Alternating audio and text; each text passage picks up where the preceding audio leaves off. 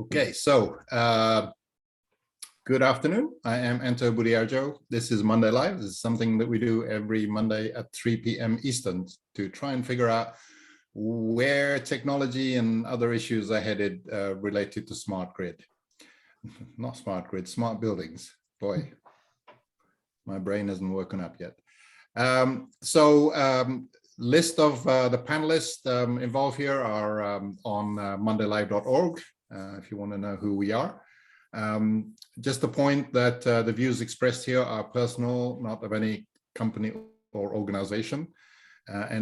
Please do post questions and comments on the Zoom chat, especially today as we're having this debate. We want as much as input as possible.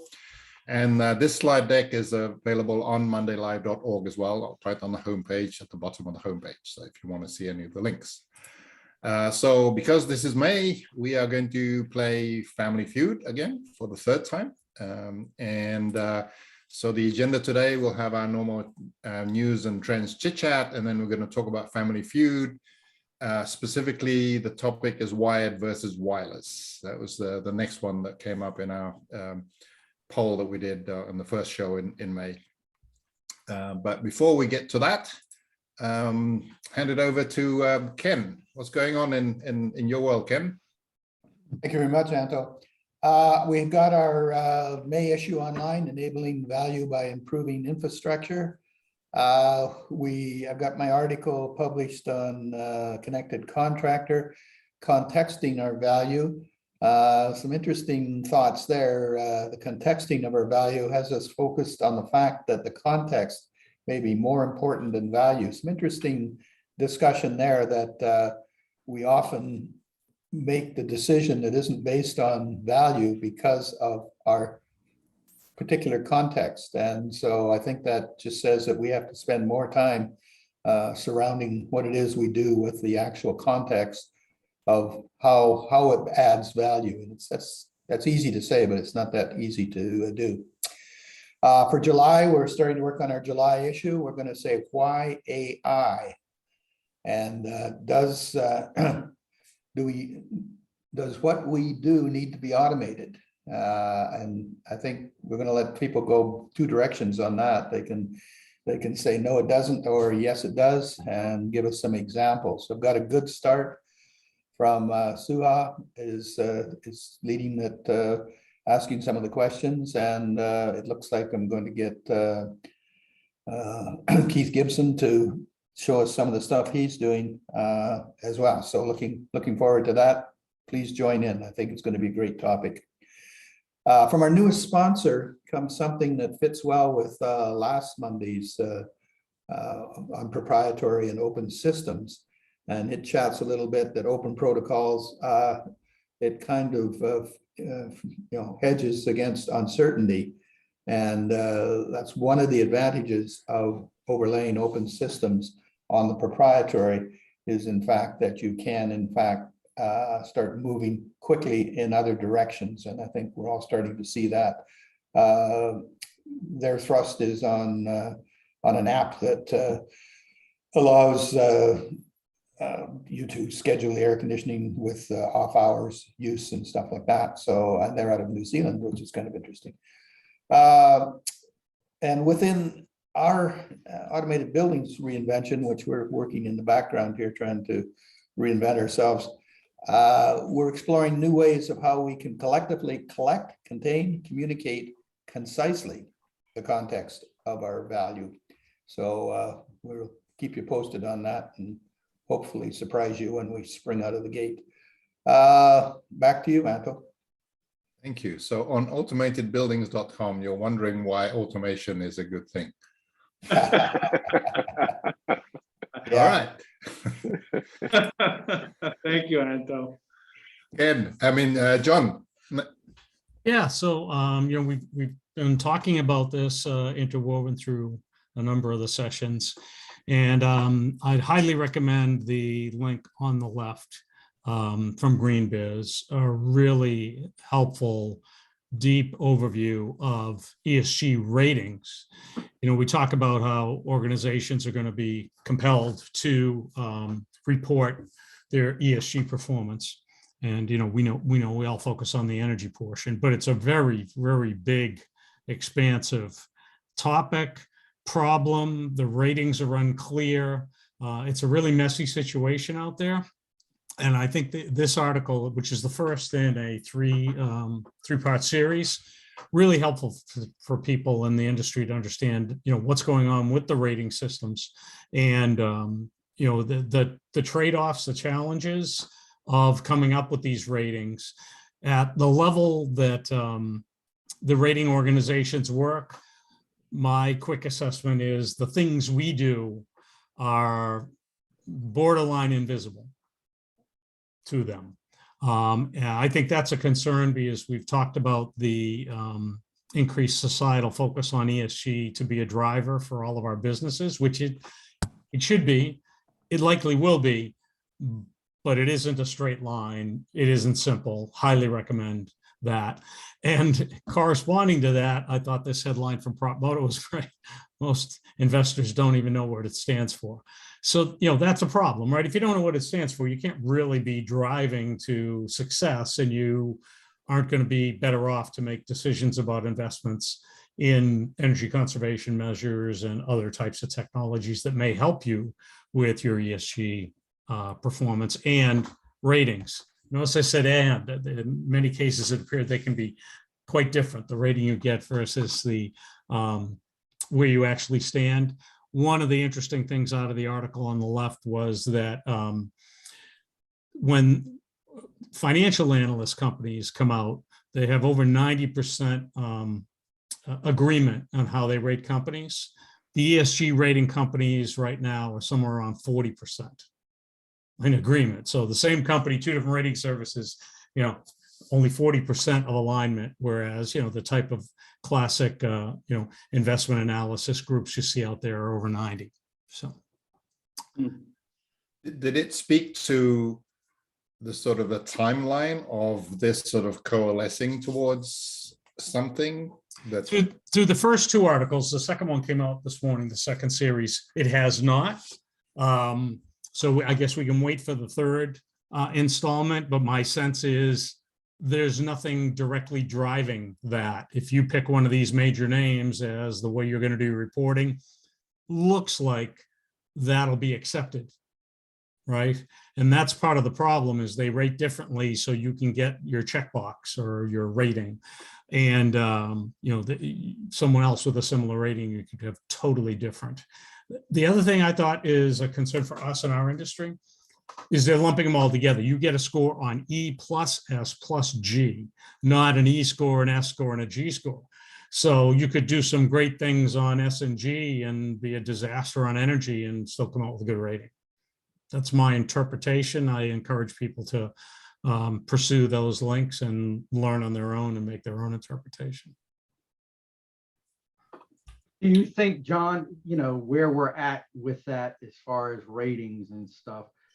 I believe we've witnessed similar things over the years and in this, whether it was LEED certification or whatever the others that might have been around during that time. I think, are we seeing the same things with the rating, the other rating systems like Wired Score, well, and all of that, and whatever. So I believe we've been through this before, but other subject areas. Yeah. And ultimately, we'll come out of it at some point. Yeah, but I think there's still a lot of debate around LEED. And I don't consider myself an expert on all these things, but in the work I've done over the years, the clearest, most concise one that appears to really reflect energy performance, I would say, is Neighbors out of Australia.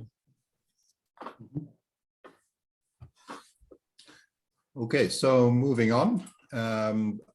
I came up with a number of things, but the three on the left are Hey, Anto, can we go back just one quick second? I just had a thought pop into my head from Mark. The question is, have we seen this before and all that? It's a legit question. I suppose only time will tell. And can you put your head in the sand? If you take the have we seen this before, or is this just this or that redone? you got to be careful with that because you don't want to put your head in the sand because this might be the thing that actually happens. You know what I mean? So it's just a thought process that now that you mentioned that. Problem is, we don't have control over this, right? This is being Right. and layers above us in the C-suite. And, I venture to guess few of us have even any exposure there, never mind any influence to where Right. these things are being rated and done. So, and what I'm going to say could be different about this one, and remember, I'm a neophyte, is that I'm seeing this in other verticals. This is not building automation specific. no. That could be different. You're seeing this in the pipelines and like you're seeing in other areas. So that might be something that's a little bit different that could portend to okay, this might be like have legs. Mhm.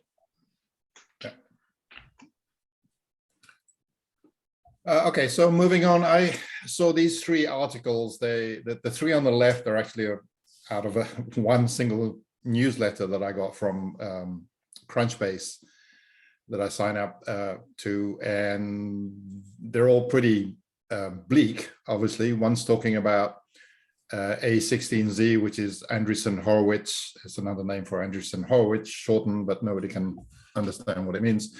Really just sort of opining on the fact that most of their IPOs are suffering significantly, and there's a big list of the Andreessen Horowitz IPOs and what they were when they first went to IPO and what they are now, and it doesn't look great. Then SoftBank is having a similar problem. Their sort of strategy for investment is changing, and they sort of indicating here, is this the end of the good times, whatever the good times is, obviously for SoftBank maybe. And then the third one is sort of more in our space. View is a company that makes glass or smart glass, that did a SPAC IPO, and that's not looking very good. And then, after I got a little bit depressed reading all of that, I went over to Washington Post and saw the article that's kind of a bigger view, talking about the tech industry as a whole not doing very well, which obviously we've seen in the presses. So I don't know what this means to us. I had a conversation with Joe Amadori last week, just catch up, chit chat. And he's sort of indicating that this sort of is starting to introduce some pressure to people raising funds, especially in the large sort of in the growth, more in the growth sort of side, where they tend to compare the valuations to IPO valuations.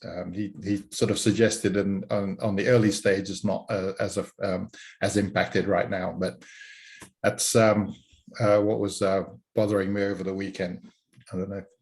Have you watched Apple's We Crashed series yet? I think I watched a couple of episodes. And it's an interesting show. There's a whole section on what they called the unicorn massacres. Yeah. And of course, SoftBank featured in that because they were obviously a big investor. Yeah. You know how this occurs to me, Anto? We're all of an age where we saw this before 20 some years ago. 22 years ago. Yeah, and I actually, who knows what it quote unquote means. What I start to see that could start to happen is this. You've got so much money in the markets, okay, and you got so many ideas, stuff coming out, which is good. What this could mean is a little bit like people are going to start being held a little bit more accountable for the tech they're bringing into the market. So there's much less vaporware and you got to actually show that your stuff works now and people want it, which also could be a good thing, man, unless you're, creating the next startup. So that's one thing that occurs to me. The other thing, when I look at your image here, this is a side note. I look at that game board there. I know that's not Monopoly, but do you guys know why Monopoly was created? Monopoly was created to show and highlight the dangers of a free and open market. Capitalism. Isn't that funny? That's a side note. Any other thoughts before we go on? Anything else catch the eye? Otherwise, we move on. All right, so we're moving on.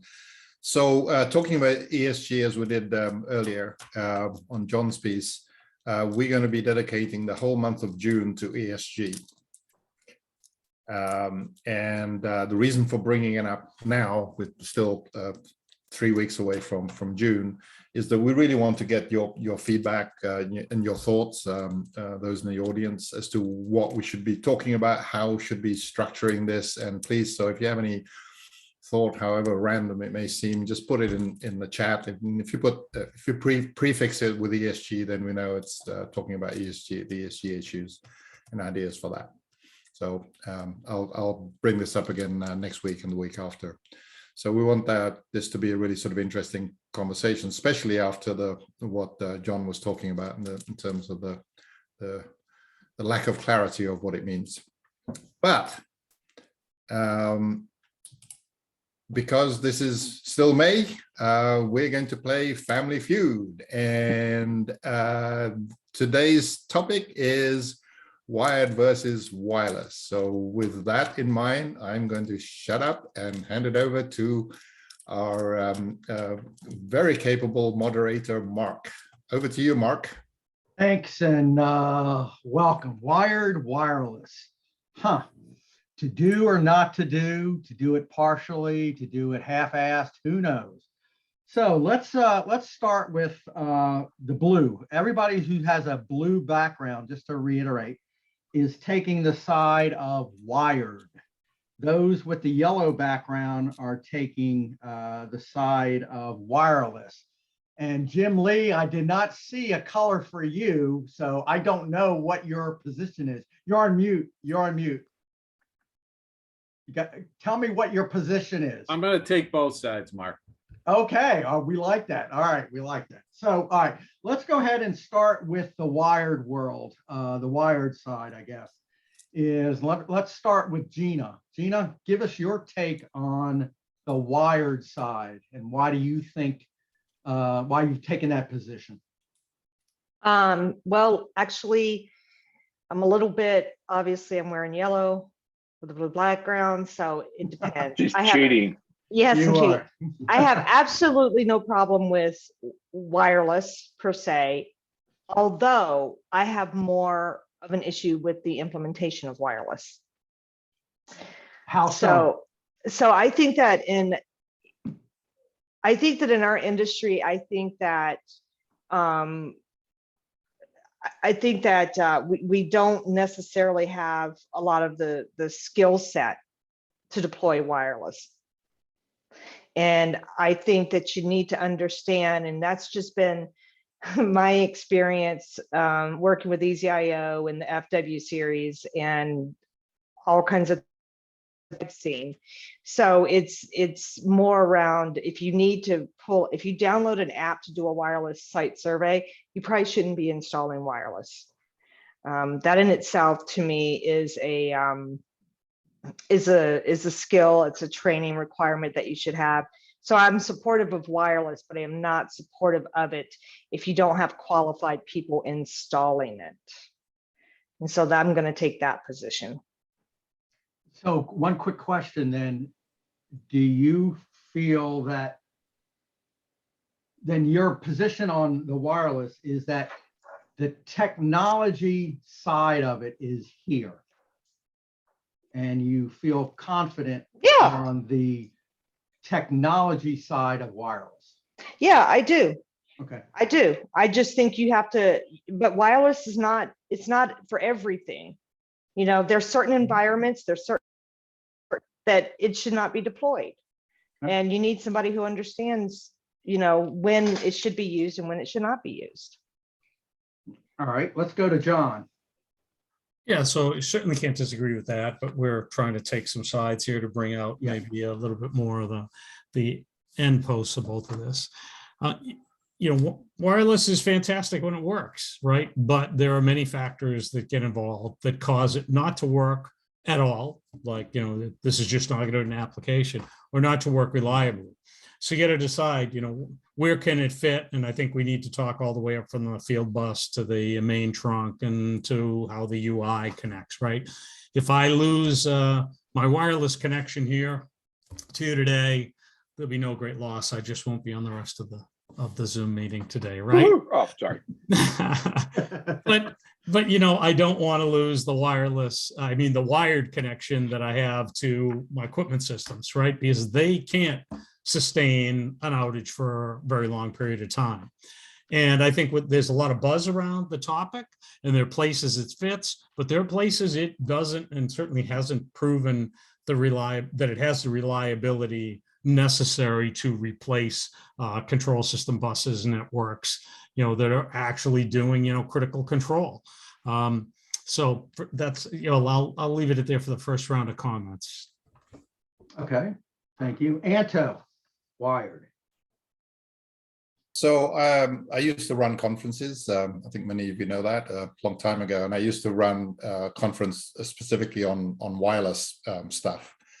And this debate kept coming up over and over again. And I recall somebody, and I can't remember who it was, but somebody said something that I thought was really, really memorable that still drives my thinking about this to today. I think it was a he, but maybe a she, I can't remember. But they said, if you can use wired, use wired. If you can use wireless, use wireless. And when I first heard that, I think that kind of makes no sense. But if you think about it, what is meant by that is that if you can use wired, in other words, if you can logistically and economically and everything else run a cable, then do it. Do it that way, because it's the best way of doing it. So in other words, that particular application should be using wired. But if you can use wireless, meaning if you can accommodate for the signal going in and out, and if you have all the right sort of error trapping and everything else, then use wireless, right? So it's neither one or the other. It really depends on the use case. And if you can use wired, use wired. If you can use wireless, use wireless. Okay. I guess now let's go to Jim Lee, since you're blue and yellow here, or at least that's what you told me. Great. So, Well, thank you, Mark. So what I'd like to start by is really defining what we mean by wireless. There are many kinds of wireless. We have unpowered energy harvesting wireless. We have traditional Wi-Fi. We have Zigbee. We have fixed telemetry wireless, which would be wireless from cellular telephone companies. The ubiquitous 5G that's supposed to take over the world. So I'd like to say that between LoRa, which is a wide area wireless technology, there are lots of technologies out there. Most of them are mature, and I agree wholeheartedly with John's position that that where it's convenient and easy to wire things, they should be wired. The biggest stumbling block with the fixed telemetry systems for deeply embedded systems like we work on here is the longevity of how long the carrier is going to provide the service. So if you're planning on a deploy for 30 years and the carrier is only going to have 5G for another 10 years before they move to 6G, you really need to consider that. We're working with a large city doing wastewater telemetry in the Southeast. The carrier discontinued their 3G cell communication. It was a $2 million hit. They had to replace every radio in the system. So, for our building systems, we have to be very cognizant of those economics as well. okay. All right, so that's your side on that. So let's go ahead and move over to the wireless side. Ken, let's start with you.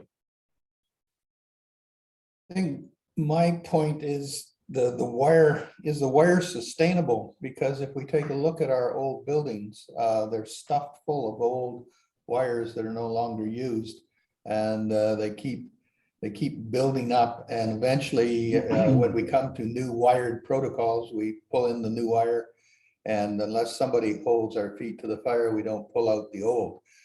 And ironically enough, again, it's to the point you guys are talking about, is there's a place for wireless and there's no place for wired, and you can't use wireless.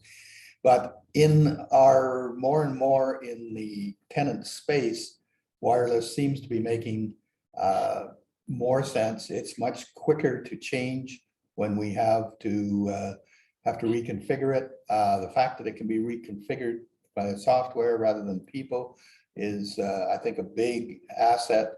And it keeps a lot of that wire out of the ceiling and out of the space, which all of the wires, of course, have their toxic coatings and stuff like that. And we've gone through all of that, that whether this stuff is flame rating when it's inside of it, when the ceiling's a return air plenum.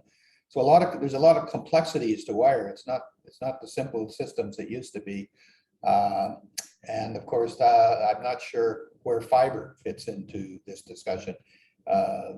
Because that's but somehow that gets to be into the wired category. I'm not sure about that, but that's why when you actually look at the fiber folks, you say, wow, this is great. But actually what you find is what they're trying to do is proliferate these old wire systems by bringing the fiber in. So that's kind of interesting side of it as well. I'll stop there. All right, Anno. Yeah, I think it's inevitable. In fact, I think that by not doing it, you're stifling innovation. So I'll come at it from an innovative perspective. So think back to the time when you had an actual telephone in the kitchen that was on the wall and had a wire, and it only had 3 feet of cable on it, and you were stuck to the wall, and that's as far as you would go. And then of course the next step, we changed that 3-foot cable for a 20-foot cable so you can stretch it around while you cook your dinner and talk to your kids. And then of course we went to wireless, right? And they were pretty clunky things. If you remember those old big clunky things that we had in the early days with the long antenna that you had to pull out. But at the end of the day, it meant I could extend my conversation by sitting on the couch and watching my favorite TV show and still talk to my kids, at the same time. So in fact, didn't need to go wireless, it worked just perfectly well as a wired solution. But what going wireless did meant it created a lot of innovative thoughts and ideas that I probably would not have done if it stayed as a wired solution. So in a lot of times, I think that by going wireless, you start to open up the possibilities, and you'll start to think about other things.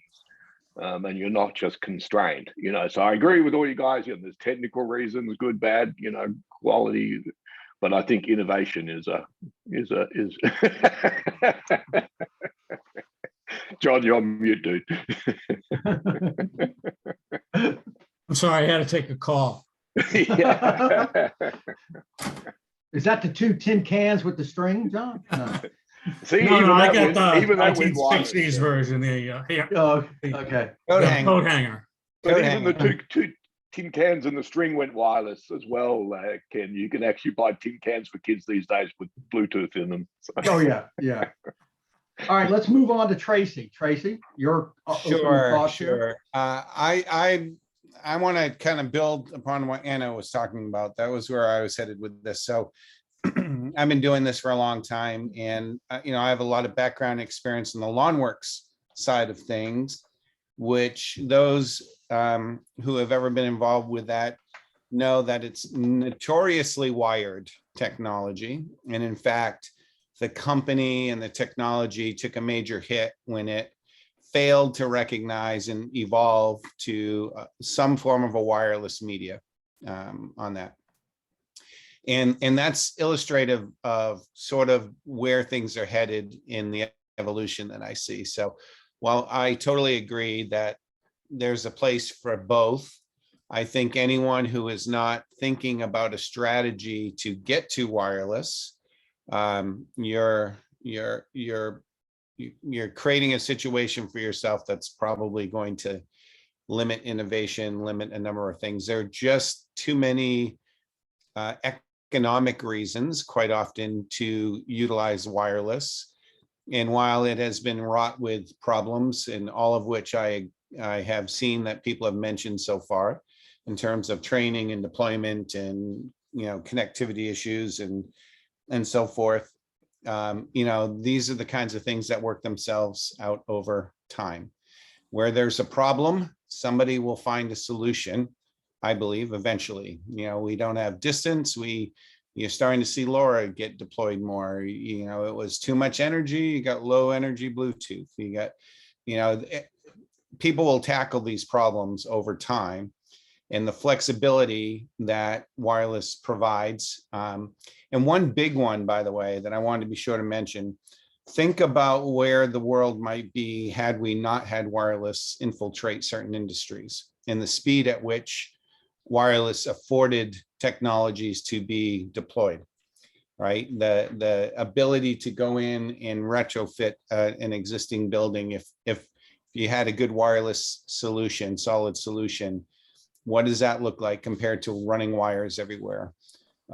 Being able to jump, even let's take something like Modbus that's been around forever.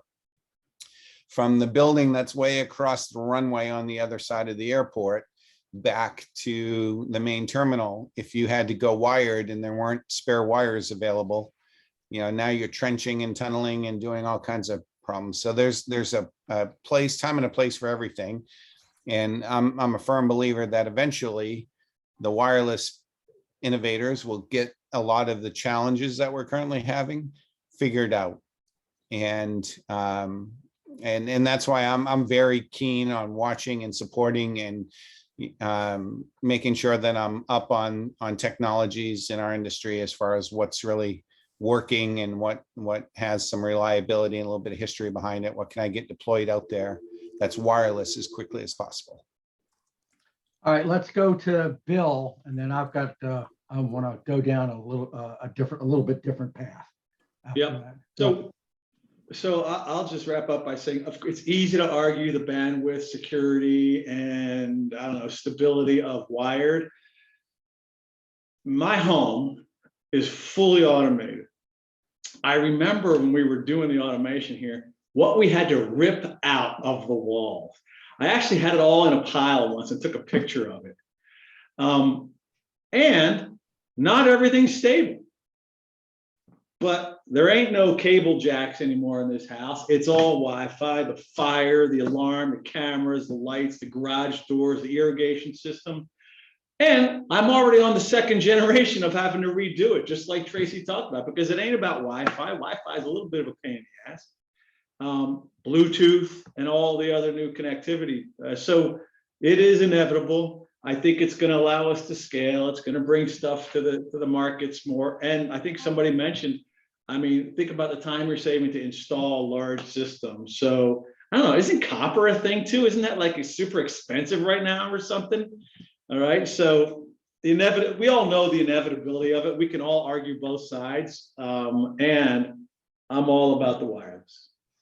All right. So a couple good comments here from our audience here. From Bob, we and our partners see up to a 30% labor savings using wireless. So we see more projects because we're more cost effective and fit into budgets. And from Gregory, don't specs require that every controlled device perform their functions, even when the network is down? Let's tackle that question. Yeah, I think that's an awesome point, and that's exactly right. We've been doing this for years already. We've already required with LON and BACnet that the controller continues doing. There's stuff that we program in there today that says if there's no network, it should continue to work. We've already taken care of that because we had shitty networks in the early days. Excuse my French. That's a matter of distributed controls as opposed to centralized control, right? So. And I think that comment goes along with from Bob, all backbone apps where it makes sense, all cellular backhauls to the cloud servers, no Comcast, AT&T, so forth and so on.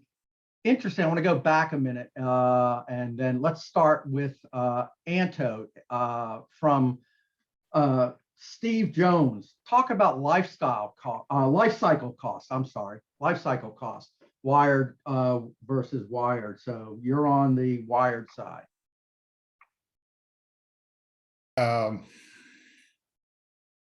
The advantages of wired from an economic perspective? From a life cycle From a life cycle perspective. Well, once you wired something from point A to point B, unless that wire breaks, nothing's ever going to get in the path of the signal, right? So that's the beauty of wired, is that it's totally deterministic. You can leave it there. Obviously, after a few centuries, it will probably erode or something, but for the life cycle that we're talking about, it will never change. Wireless, in a way, you can never tell, because something, somebody can build something in the way. It may not be supported, as Jim was saying, in 10 years. So that to me is kind of the variability of wireless is so big. And maybe that's just where we are now. Maybe in 10 or 20 years, there'll be so much wireless that there's so much redundancy that it's kind of okay. But that's the way I would look at it. That is weird, dude. So from a life cycle, Hold on. go ahead. Did I just hear you say maybe someday you won't be able to, like, what? That just sounds weird. You won't be able, sorry? Wait, okay, the wire is gonna last for 200 years, but with wireless, I mean, that's turning something on its head. But if you think of a life cycle of a connection that is wired, it will stay wired forever. Where you have the same 2 points needing wireless connection, because wireless is maybe not as mature as wired as traditional copper, then that exactly has the likelihood of change. And Jim's the use case is kind of the example of that. I have a perfect, even though I'm yellow, I'll give you a perfect example. We do a lot of work in the restaurant space, and restaurants, the kitchens are metal, big giant Faraday cages. And every time somebody rearranges their cook line or moves an oven or a grill around, or whatever it might be, we have issues with our wireless. Okay. Yeah. Like that. So from the life cycle perspective, again, let's, how about Ken? You want to comment on that? On the wireless side? The wireless isn't quite as simple as I think Anto portrays it, because in fact, the wire itself stays fairly stable, I think, but the connections quite often, they are subject to corrosion or are getting plugged in. One of the biggest problems in buildings is just reconfiguration.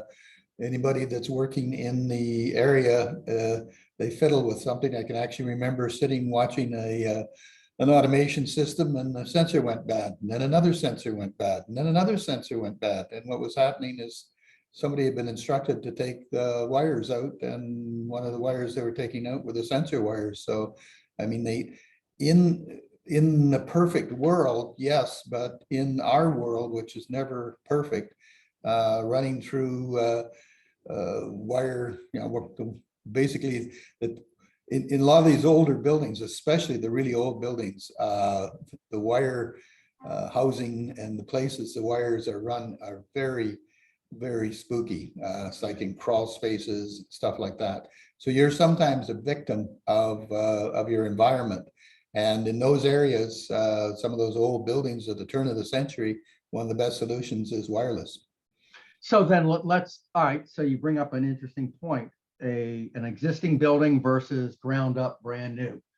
So let me ask this group, Jim Lee, if you were building a brand new building and no budgets or whatever, the owner asked you, all right, should we do wired or wireless? What are you going to tell them? Brand new building from the ground up. I'm going to tell them to do wired. Okay, let's go. All right, let's do a quick, let's go around. Tracy, same question. Let's do everybody. Just before I go far on that, though, I think we have to bring glass into it, because I think we're considering that wired. Pardon? I think we're considering that wired. Okay, glass is wired. Okay. All right, so Ken, so what would you go? Glass backbone up and down the building, Okay. and wireless on the floors. All right, Gina. Yeah, wired at the MDF and the IDF, and wireless everywhere else. John? I look for, I mean, you're going to have some of both. I mean, you're going to likely communicate Wi-Fi as you're trying to bring up the system, right, on your laptop. But I think I'd lean heavily in favor of wired. Yeah. You know, and we didn't finish the life cycle thing. I want No. to come back to that. Okay, well then, I all do right, too. all right, we'll come back. We'll Come back. Let's Yep. let's just get everybody to weigh in on this. Anto, Wired where it makes sense, and wireless everywhere else. okay, Anno, Definitely like Ken, glass up and down the backbone, wireless everywhere. Tracy, Use case driven on whatever the building is being built for.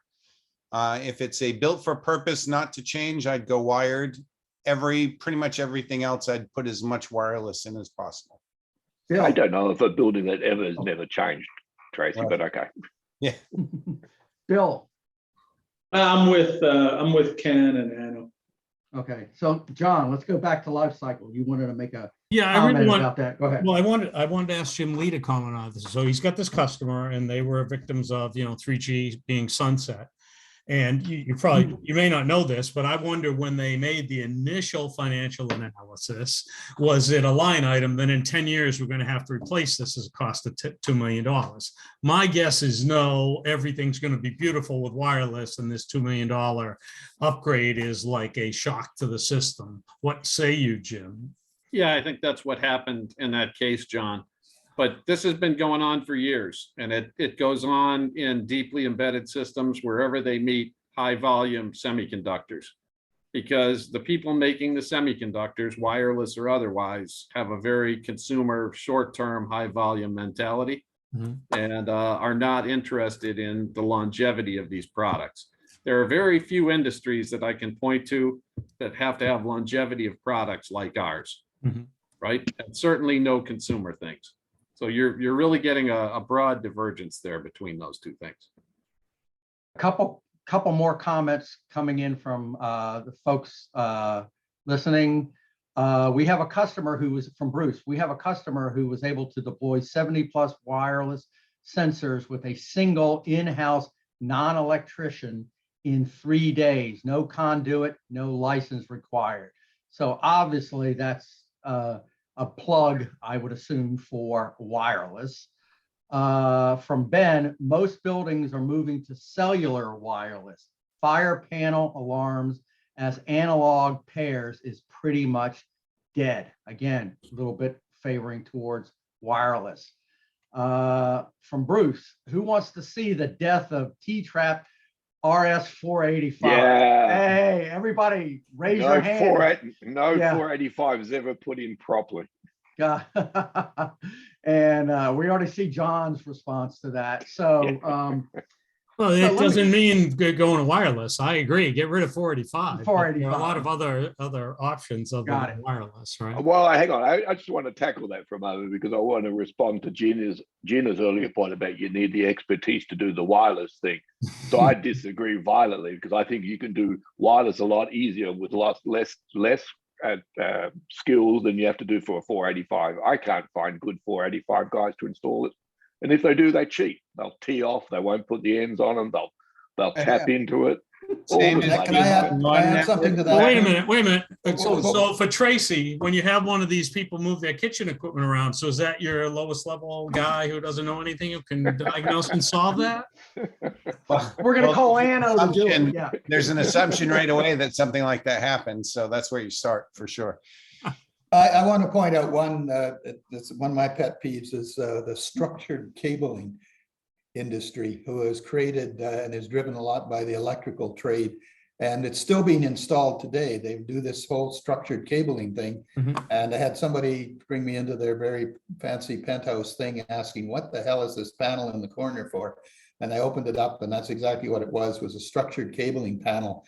But the best part was, in this thing that had to have added $10,000 to the apartment, was a Wi-Fi router, which basically controlled everything in the apartment. And I think that's exactly what's going on. Is we got these new buildings, got these electricians, they're still installing structured cabling, and that's just crazy. Enough.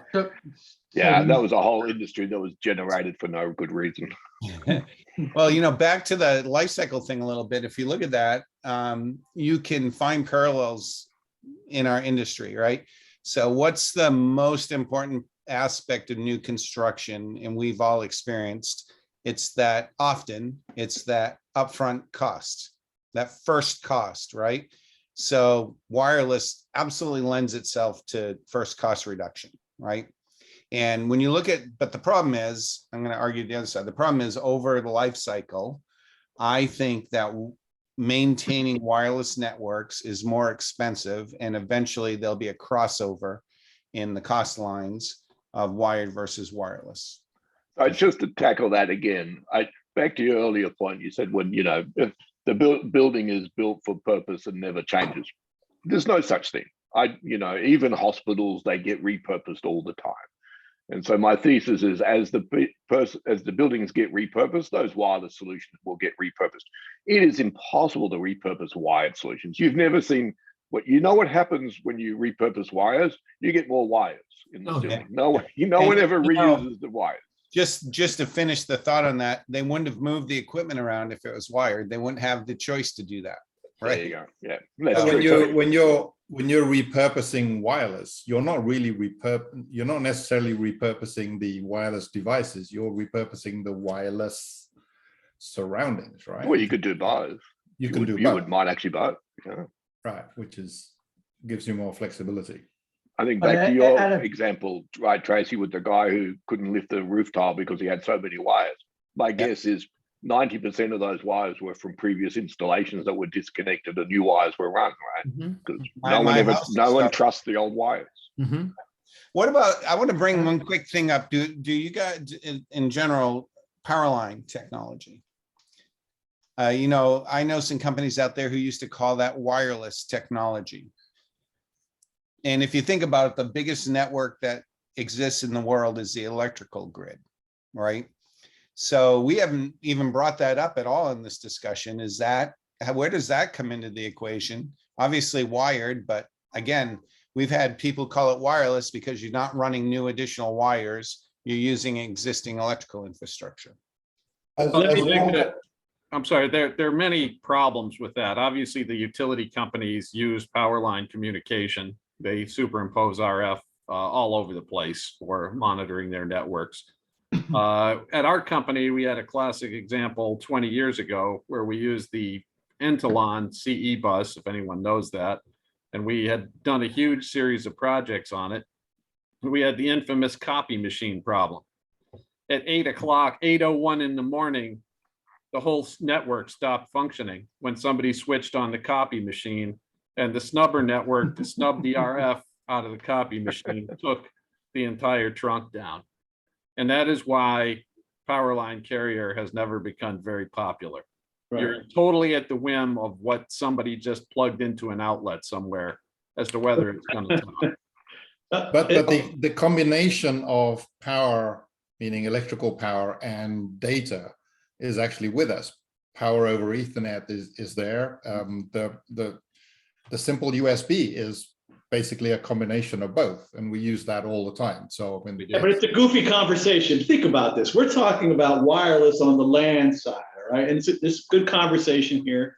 We've already gone wireless on the WAN side. I mean, nobody's running.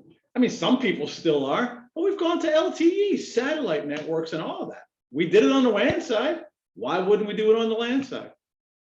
But I mean, have we, Bill? I mean, this is a big question I have. I have basically Comcast fiber and cable to my house, and there's also Verizon, high-speed internet as well. What is my incentive to take out that wire, which works just great, and go 5G wirelessly? I can't for the life of me figure out what the value proposition is. Well, I think, but that's the key point that you hit there, Jim. It's a matter of timing, right? Back to my earlier point. When stuff changes, that's when you would do it. If it's working and it's right there now, sure, don't change it. But the next time you hit it and the next time you need to do a change to the environment, that's when I would change it. Yeah. And here's so Jim, here's the answer on the OT side. The reason people are going LTE, 5G, CBRS satellite is because people will cut lines in front of buildings. They won't have to deal with IT. You won't have to deal with the complexities of dealing with IT. I would say Tossybox is a networking company. A good half of them are going up through the LTE networks. Unless you've got cybersecurity issues, Bill, and then, then it's at the whim of whatever that IT department is going to allow with those external links. They're getting a lot better, Another though, day. Jim. Sorry, Anna. I said they're getting a lot better. I agree with you. Years back, I'm just working with a customer right now who 2 years ago, not in a million years, and they had significant reasons as to do so. And in the last year or so, they've realized, back to my very opening point, it's stifling their innovation. They've had to say no to so many business solutions that are coming in the door to them every day. Their business units are forever coming in. Here's another solution I need. Here's another solution I need. And they've had to keep saying no, to the point where now business is overriding them. And they said, solve it, guys. We know your answer before is just put up a wall and nobody gets in, but that's just stifling our innovation. So you need to solve it. So, When it So comes do you- to connecting to internet or, the main network, somebody just said it. If I never have to talk to another IT guy about my OT network, I would be perfectly happy about that, right? And that's where we've used wireless a lot. It's just for that reason, right? We'll drop in a cell modem as opposed to trying to negotiate and work through a backbone hardwired connection. So do you think? To me, that innovation angle is probably the most important argument here that Anna Is it strong enough to overcome still the perception, reliability, speed, security, cost, mobility, scalability? All of these words that we've heard over the years that are part of, advantage, disadvantage versus one versus the other. Business solutions, business needs will always trump the barriers. They will always say, go, you're the smart guys, go work it out, right? There's a point in time where it'll, when I had my 10-foot cable running through my kitchen so I could talk to my kids when I was knocking off every of the pots and the pans and the saucers and whatnot. Okay, I'm happy to do it with a wireless thing. And could my neighbor listen in? Probably. Did I care? Nah. But so I had to get a new mobile phone, which I think I mentioned last week. So it's all 5G, all of that. I look at the 5G reception, it's 4G.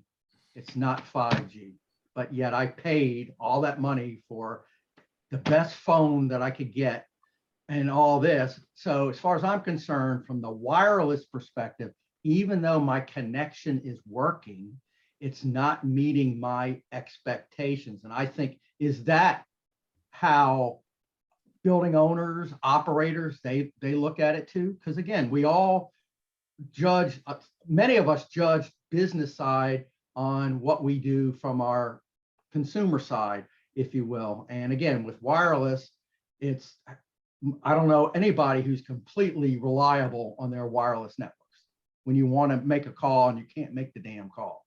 So that's my question.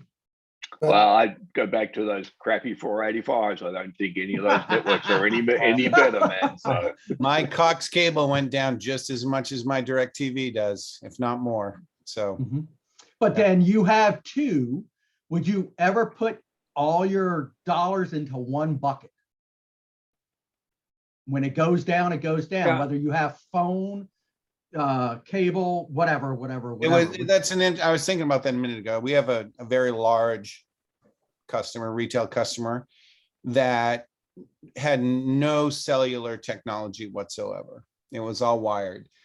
But then they were having so many problems with their internet connectivity going down because they run POS, point of sale terminals over wired, that they implemented a backup system. And the backup system is cellular based, interestingly. So now their safety net to the wired is a wireless system, automatic switch over to cellular. So, but I've had another customer who did it the other way around. We're gonna implement this wireless technology, but we're gonna put some wired stuff in there as a backup just in case. So they still pay for it though. Yeah, Al well, Putnam just remember there was the POTS lines that were used for backup on POS systems forever, right? Mhm. Plain old telephone service. So, you know, it just depends on your point of view of the world, I guess. So So, with the time remaining, let's get some final thoughts or whatever you want to say. Anto, go ahead. You were on the wired side. Yeah, Al Putnam just asked a question about avionics, and I was going to pose a question to all of us. Mhm. Would you fly in an airplane where all of the controls is done wirelessly using the current technology that exists now? I don't think I would get on that plane. You wouldn't know. it's a special use case. I think you for probably sure. have. Not an appropriate question. It's not an appropriate question. Yeah, it's Anyway. very use case specific on that. The answer is no, and the technology hasn't caught up yet, but it's caught up That's enough. fine. for- That's the point. That's the point of it, is that Yeah. at some point, 50 years down the road, there'd be so much wireless, so much redundancy, bandwidth, and everything else that it will be okay. That's right. At the same time, I'd argue in avionics that there is a fairly large number of the systems on pick even a military type application. It's all all the communication is all wireless, all the positioning, targeting, that's all wireless. It's just the avionics, and avionics isn't even technically wired. It's, you know, fly by light. All right, So- let's get to, because need to wrap up. Anto, let me go back to you. Did you want to say anything? Not that question. Did you want a 30-second ending to your talk today? Oh, I think it's as we keep on saying, that it's a use case specific. I think the innovation argument is basically driving wireless to be better and better, and that's not gonna change. That's inevitable. Okay. So depends on where we are in time. Okay, John. Yeah, I think this exercise has been good to have the debate, but I mean, we all live on both sides of this. We all utilize Sure. wired and wireless, and I think most buildings do. I think there may be a belief by some people that everything in a building could be wireless. I don't see that as a reality anywhere in a short time frame. Gina. You have to commit, you know. God, Got to this jump in the pool, Gina. Come this is on. a tough one. Look, I you know, go big or go home. Go all wireless. Good for you. Ken Sinclair. I want to support what Anno said about just the innovation is so important, because if we take a look at what cell phones have taught us, the way our cell phones just automatically one day turn into a different cell phone with new features, our industry has to follow that example. We basically, that whole way that wireless magic happens, in my mind, is just totally amazing. And if we don't embrace that, we're going to die. Anno. Well, like we said, it's on a path, it's inevitable, and in 50 years' time, Anto will be using quantum entanglement for our communications anyway. So We'll have Tracy. another debate. we'll have another debate. In Yeah. 50 years at the old folk controls home that we all will Get make off my smart and wireless wireless. grass. We'll make it wireless. Tracy. I'm not in If we as an industry, and I would recommend to companies that are in this business, that they need to be jumping on the wireless bandwagon for economic reasons and to move our industry objectives forward, and getting in more places, sharing more information, getting more product deployed. It'll happen faster with wireless. All right, Bill. This group here has a keen knack of picking topics where you could say, tomato. I'm going to suggest, and the group of the people on this call, everyone on this call, not just the panelists, we're here to move the industry forward. And the more we do this kind of, it's a wash, it's gray, I think we got to pick sides and move this industry forward. Okay. And Jim Lee, let's finish up to you, and then we'll turn it back to Anto. I was out in the boat yesterday in heavy fog with my Wi-Fi connected radar to my display case, and it was deciding to work whenever it felt like it. next weekend, the cable is going in. So when it's mission critical, it's wired. For, you know, Good. some VAV box down the line, that's fine if it's wireless. Running that wire to shore is a bitch, though. Jim. So Anto, 485. The wire's going in. got All it. right, I well, gotta thank you, Mark. Thanks, everybody, and thanks, the audience has been great. Video will be up tomorrow, and next week we'll continue. Not quite sure what the topic will be. We'll decide later on this week in our private planning call. But otherwise, wishing you a great week this week, and see you around. Bye, blues and yellows. Bye bye. Yeah.